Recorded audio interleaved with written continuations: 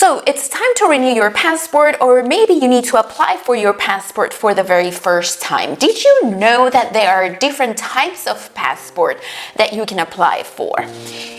And what to do should you lose your passport while you are traveling? What is up, everyone, and welcome back to my channel. Today we're gonna look at how to apply for a passport, the different variations of a passport, which one is more suitable for your needs, and the steps to take should you happen to lose your passport while you are traveling.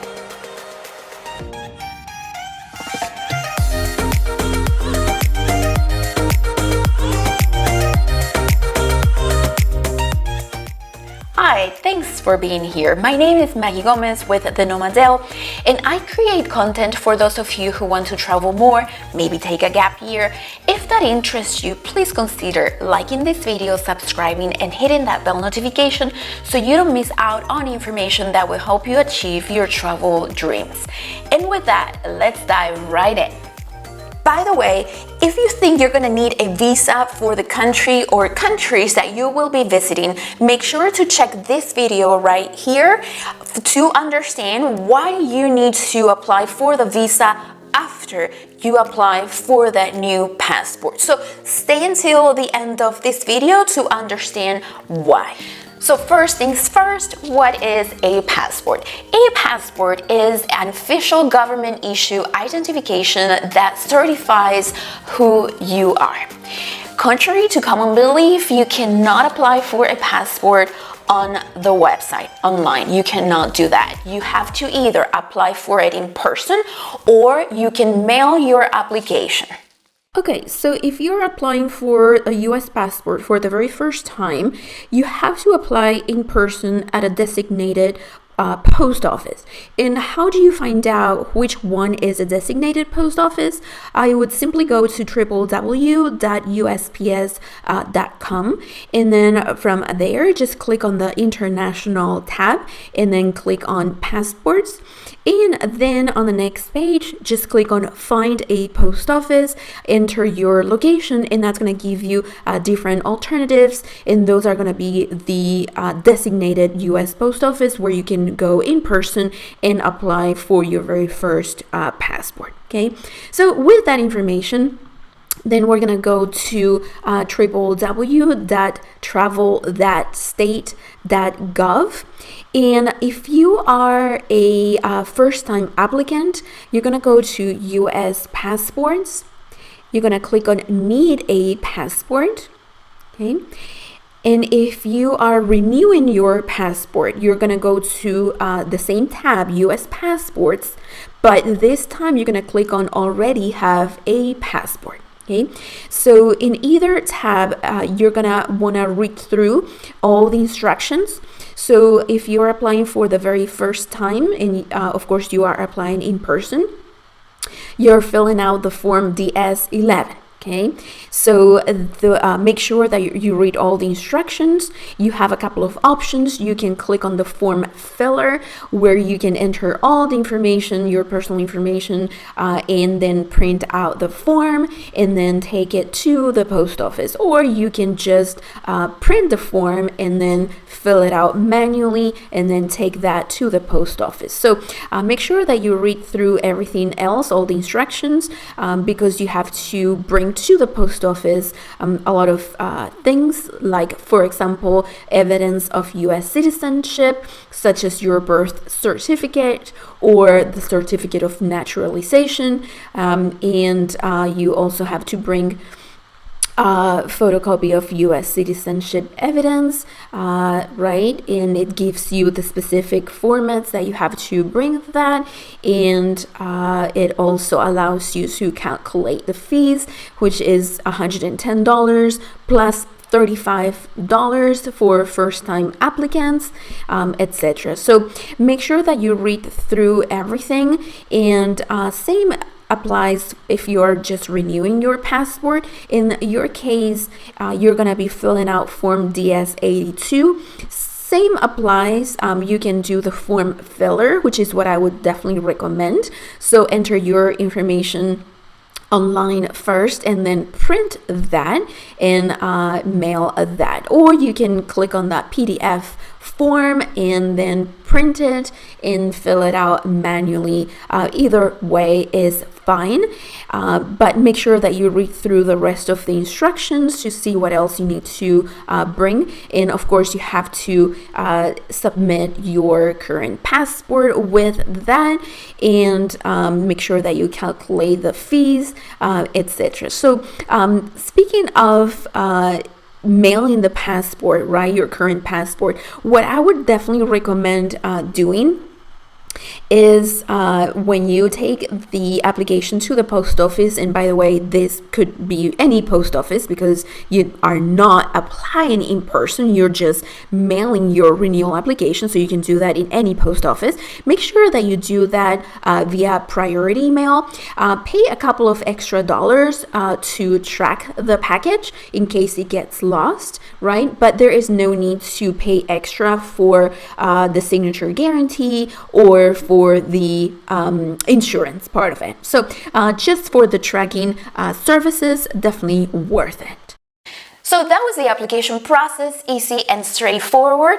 And now let's take a look at the different passport types available. So this is a passport card, and it's an additional $30 if you want to apply for it. However, the use is a little bit limited.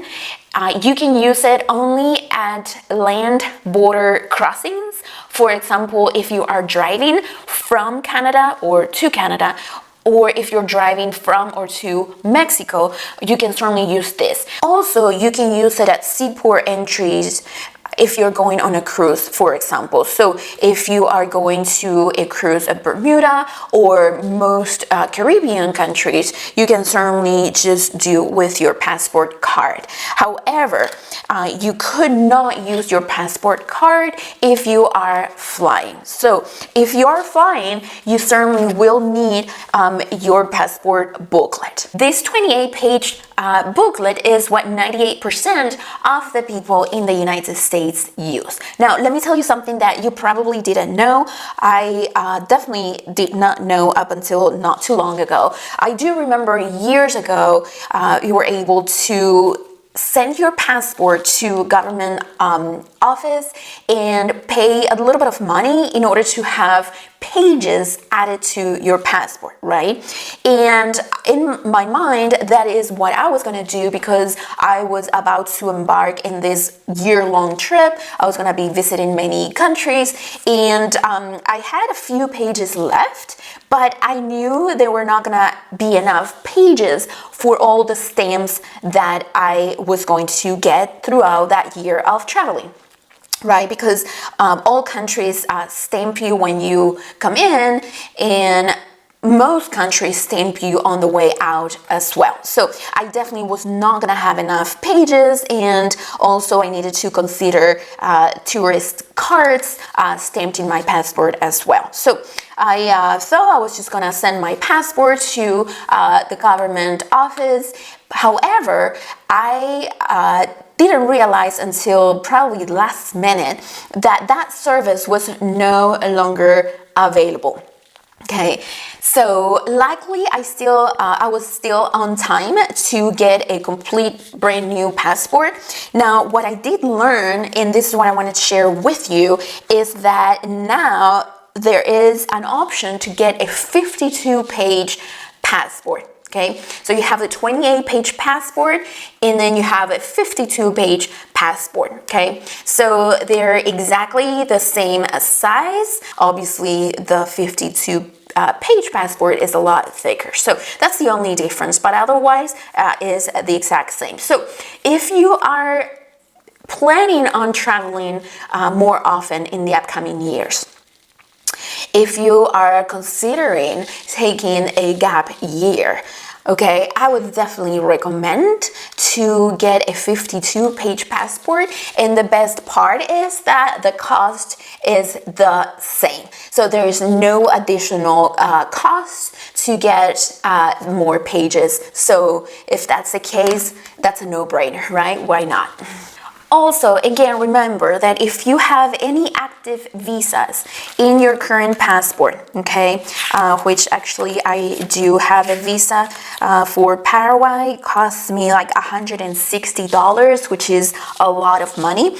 So unfortunately, okay, when you are applying for a new passport, the visas that you have in your old passport do not roll over, are not transfer over to the new passport. So that's why I suggested for you to check this video that tells you about visas, but also make sure that you check this other video as well in regarding global entry, because if you have global entry and you renew your passport, you have to let them know what your new passport number is, okay?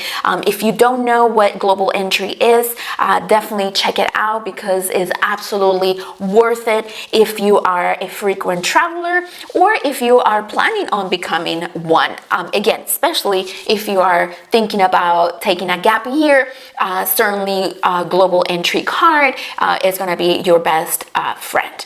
So check those videos, but my point on bringing that up was because your passport is good for 10 years, but your passport number changes. So make sure that you apply for your passport first and then apply for any visas or the global entry card if you wish to do that.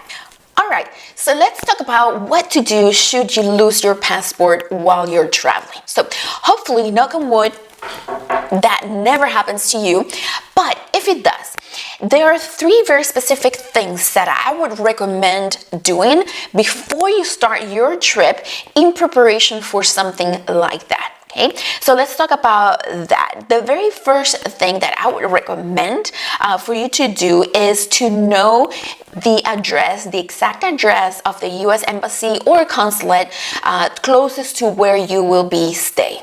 There are many ways to get that information. You can Google that. You can go to www.usembassy.gov, or you can go to the STEP app. That's my absolute favorite. STEP is short for Smart Traveler Enrollment Program, and actually I do have a video here that talks about that program and all the benefits for you to enroll in it. My favorite is the app, and it gives you a lot of very good information, and one of those pieces of information is the local address and the local phone number of the US Embassy closest to where you will be staying. So know that information before you start your trip. It's gonna make things a lot easier. Okay, so that was number 1. All right, so the second piece of advice that I would give you is to always carry with you a passport photo, okay? I always do, because I always think the worst case scenario. Imagine that you're in a country where you don't speak the language, it's after hours, and you're struggling trying to find a place to get your passport photo taken because you need to have your passport replaced in a rush, etc. So because of that, you know, I always carry a passport photo with me, because you never know when you're gonna need it the most. So definitely make sure that you do that before you start your trip. It really doesn't cost you anything, and trust me, it would save you a lot of time and money and headache if you need it for that situation where you lose your passport, for example. Okay. And number 3, I would definitely suggest for you to make a copy of the first page of your passport. Don't worry, I blurred all my personal information for safety reasons, of course. But definitely make a copy of your passport before you start your trip. Also, I'm sure you can scan it and keep it on your phone digitally, right? So the importance of that is that it's going to make things a lot easier for the personnel at the US Embassy should you need to replace your passport. So those are the 3 things that I would definitely recommend that you do before you start your trip, because now let's talk about the actual process of getting your passport replaced, okay? So if you are in a rush to get your passport replaced, right? You're in a specific country and you're traveling in just a matter of a couple of days, 3-4 days, then by all means go straight to the US Embassy or the US Consulate and have them get that process started for you to replace your passport. Now, if you're not in an absolute rush to get your passport replaced, let's say you have a week or so before your next flight, right? I would definitely recommend that you go to the local police first and file a report, right? Because they need to know that either it got stolen, so a crime has been committed, or if it's lost or you misplaced it or whatever the situation is, authorities need to know that that documentation, which is an official documentation, is lost, it's out there. So they do definitely need to know all that.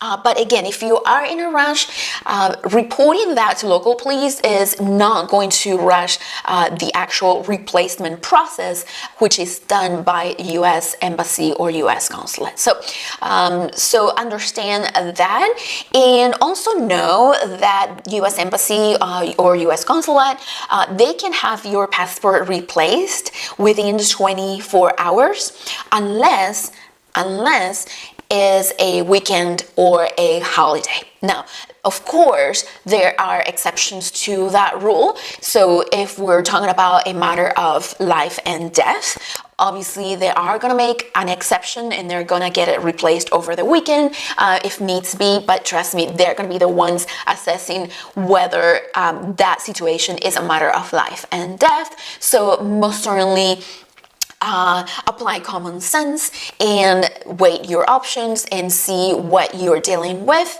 And either way, definitely always a good idea to notify them of your situation, regardless, you know, the time of the day. So that is, in essence, what the process looks like. And hopefully, again, you never have to go through that. You never have to apply any of that. But in any case, by all means, I would suggest that before you start your trip, you find out the actual address of the US Embassy or Consulate, make a copy of the first page of your passport, and always carry with you a passport photo just in case. How old were you when you got your first passport? How many times have you renewed your passport? Please feel free to post comments with any questions or any travel-related stories. I would love to hear them. Hey, this is Maggie with the Nomadelle, and I thank you very much for watching. Until next time, happy travels!